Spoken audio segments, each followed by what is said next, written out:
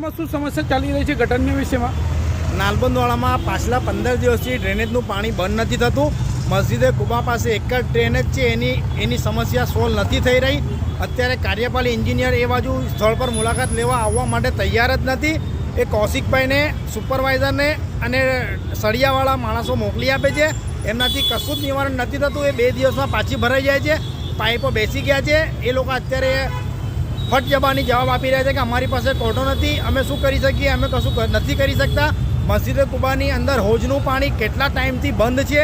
હોજને તાળા મારી દેવામાં આવે છે. ત્યાં એકદમ નકરું ગંદુ પાણી હોજના પાણીમાં મિક્સ થઈ ગયું છે. અને વોર્ડ નંબર 14ના 4 કોર્પોરેટરોની મેં આરટીઆર માંગી છે. એની અંદર મને ખાલી સચિનભાઈ પાટડિયાની જ આરટીઆઈના પૂરા વિગતવાઇઝ જવાબો મળ્યા છે, જેમણે કામ કર્યું છે. બીજા જે 3 કોર્પોરેટરો છે એમનું કશી જ કામગીરી નથી. એમની મને વિગતવાર માહિતી નથી આપવામાં આવી. મેં બીજી વાર એમની માહિતી માંગી છે. એનું બી ટાઈમ ઉપર થઈ ગયું છે. મને કીધું છે કે શોર્ટ ટાઈમમાં તમને એમની માહિતી આપવામાં આવશે. તમારું નામ? સાનુ અરબ, વોર્ડ નંબર 14.